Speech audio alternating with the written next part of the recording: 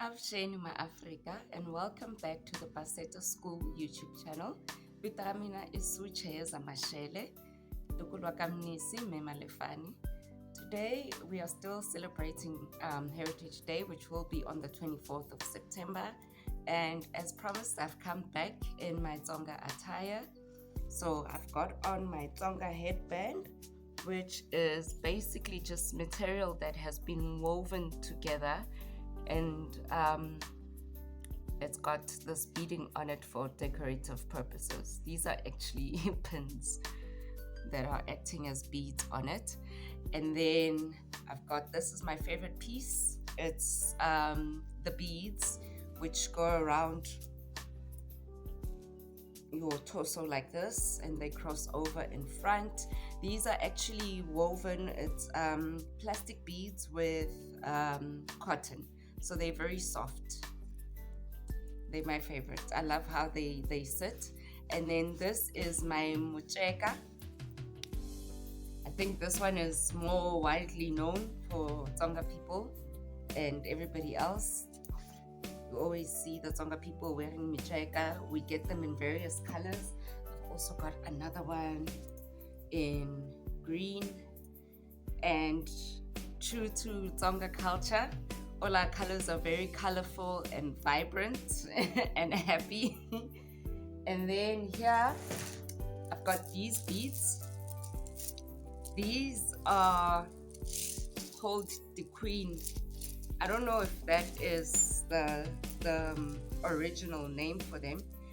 Mine are plastic beads. They go around your waist. So these actually sit just on the top part of your shibelani. So when you're dancing, they rattle. So it's almost like you've got, it's almost like they're clapping for you while you're dancing. And then I also have with me my shibelani. I didn't wear it. One, because it's heavy, and two, because I didn't store it properly. So it's got some wrinkles, crinkles, it's crinkled up a bit. But it's a really gorgeous skirt. If you look closely, it's actually got these tiny folds, pleats in it, and that's what causes it to take the form that it takes, the shape.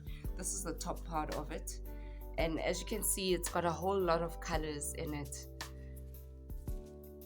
Mine is a bit of shining stuff as well, because why be subtle when you are Tsonga? So that would be my full outfit. And then obviously I'd also have my colorful taggies on. I'm not sure where I stored mine, but they are somewhere in the house. I will have to go look for them after shooting this so that I can have my full gear on for Heritage Day. So the interesting thing about Tsonga people in beads is that we were one of the first groups of African people to actually trade in beads and bring beads into circulation for the other tribes as well. And Tsonga people are actually well known historically for being traders. They were along the coastal line, which meant that they did then get to interact with the people that came from the other countries. When even the colonizers, the Portuguese, the British, the Afrikaans came, we were part of the first groups of people that they interacted with, because Tsonga peoples were the ones that were well known for trading. So they were trading in food. They had food stations where they were selling their local foods, which would have been sorghum. They also part of the groups that introduced the milli crop to us, which they got from the Portuguese, because remember back then we still also had the bartering system, where instead of using money, because money wasn't a thing back then, there was no currency in terms of monetary value. So what you would use is you could give somebody seeds, and they would trade you by either giving you seeds that you guys didn't have locally, or you could trade fish, and they would give you beads, and so on and so forth. Another thing that we also traded in would be our skills. Tsongas were also amongst the first people that mined the land, and we actually have a strong history of being connected to the land through agriculture, in terms of planting and selling that food, and also to feed ourselves and neighboring villages. So if you actually do some research, there is a lot. There is a lot available on the origins of the Tsonga people, how they traveled, the wars that they were involved in, how certain clans broke up. As you will know, if you're in South Africa, we have, as part of the Tsonga people, the group that falls under Machangani, which you'll get an explanation of how that happened during the wars and clashing with other clans, because back then clans would fight. They would fight for land, they would fight for cattle, all sorts of things. And that's how some people got to be divided or taken under different cultural clans. And that's why even today you'll see that we've got surnames that we share with other tribes. Mostly we share surnames. By share surnames, I mean we've got similar surnames with tribes. We've got similar surnames with Swati clans, Zulu clans, some of the Pedi clans, if I'm not mistaken, where we've got the same surname. Like surnames like Bo Shabangu, Chauke, Maswangani, Ndlovu, Sithole. Those are surnames that you can find falling under different clans, where they might not necessarily present or identify themselves as Tsonga or Machangani, but they will rather be either Maswati kumbe Mazulu, but you find that we also share the same surnames. So that is also another factor that reminds us as African people that we are all people from the same place. And because of the wars and the fact that people did not stay in the same area, because people would move around depending on weather determined a lot in terms of where people stayed. So if you had started your own village in a place, and then after some time you realize that the land has either gone dormant, or you want to expand, or there's no rain in that area, or the rivers are drying out, you would then move to another area. And so a lot of our tribal groups did move around a lot. People did travel the continent a lot. So there was a lot of intermixing and groups either intermarrying into other clans and so on and so forth. So Tsonga food, my favorite Tsonga food is masonja, which others call mapani worms. It's a great source of protein. It's a quick snack to make, and it's really, really delicious. I know some people get grossed out by it, but it's really delicious. I love the crunch, especially when you crunch the heads. It's really divine. And then also some of our staple foods would be shigugu, which is actually made out of peanuts. That's also another peanut is a plant, another plant that was introduced to Tsonga people, and then kind of almost made it like our own traditional food, because we add peanuts to meat, we add peanuts to fish, we add peanuts to spinach. And another Tsonga food that I love did mention shuguku, the one made out of peanut butter. I mean, out of peanut. It's almost like peanut butter, but it's a harder consistency. And they make that just by grinding the peanuts. I'm not sure what else gets added in, but it's really delicious, and it lasts very, very long. You can keep shuguk shawe for a long time without it spoiling.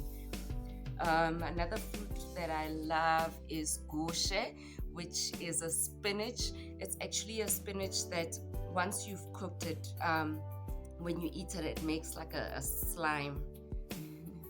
Also another one that not everybody loves, but it's delicious. It's also great for your health, especially for some of you people that suffer with constipation. You might want to start eating some of that to help to loosen and line your colon lining. And then another one that I love, I think that's it. I can't think of anything else. Oh, another thing that we are known for is how we make our pap. So Tsongas make a really, really soft, smooth pap. And when they dish it out, they will form it and make the pap form in almost like a ball-like shape. And it looks really, really pretty, and the pap is nice and soft.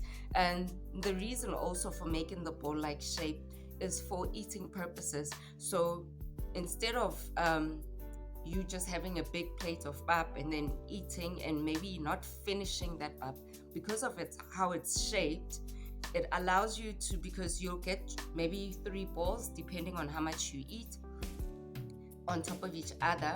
So you can separate the one, eat that, and then should you get full before you finish, you are then able to store your other balls of pap for later on, which looks really neat. And it's actually a very easy skill to acquire once you've been taught how to make your pap like that.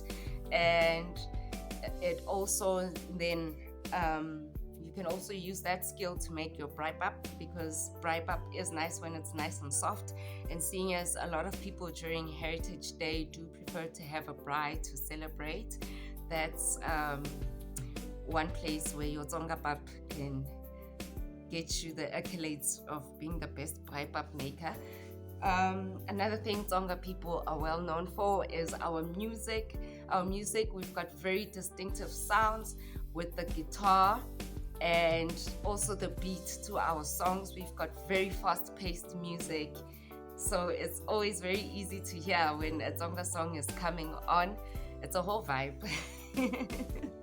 So yes, it's interesting to learn the different cultures and what everybody else does differently in their cultures, but it also does then remind us again of the similarities that we have in our cultures. So I hope that you guys will be looking forward to celebrating your Heritage Day, remembering the history of where Heritage Day comes from, and also use the opportunity to learn what other cultures next to you are doing, learn the similarities within each other's cultures. There are even certain words that we use that linguistically sound the same, even if the language is not the same. And also within the Tsonga people, we also have different dialects of Tsonga. So depending on where you are located, your Tsonga might be slightly different sounding to how, say, somebody in Mpumalanga compared to somebody in Limpopo might not speak the same dialect of Tsonga. So even though they will hear each other, there's certain words that they might use differently. And also then there's obviously influences of the where you are located, because then that also influences how you speak. So people from, say, Akonmuko won't speak the same as people from, say, Namahale. Mentioning Namahale, another interesting point, my paternal side is actually from Namahale, and while I was reading up on our history, I learned that Namahale was actually called that because the people that resided there would slaughter the animals and then they would dry it out to make biltong. And so when the Dutch arrived there and they taught them the skill of drying meat to make biltong. And then when I think it was the Betty people, I stand to be corrected, they the ones that then went there and said, "Ke nama ya kgale," and hence the place was named Namagale. So that's an interesting fact about the origins of certain names. But yeah, that's all I have for today. We're going to keep it very light. I hope you enjoyed the episode. Guys, please remember to support our channels. We are available on all media platforms. We are available on Facebook. We are available on Instagram, on TikTok, YouTube, as well as X. And also, please remember to contribute your 50 Rand towards our campaign to build a school that will liberate the new generation of kids that will be coming to learn from us. And also, let's remember to keep our traditions alive, and remember to keep your traditional languages and practices alive as well. Pass it on to the young ones. Teach them what your traditional and cultural food is. Teach them what your music is. Teach them the poems, the books. I know in Tsonga we've got a series of books called Shitimu Shamatsonga, where you can get a lot of history about Tsonga people and Machangani, the Hongas, the Tongas, and all the subgroups that form into one group. So it is interesting history, and that is the type of information that we want the Paseta child to be taught with, so that they do have pride in their tradition and their culture, and they also respect and learn about other people's traditions and cultures. Thank you very much for watching. Ai hole Paseta.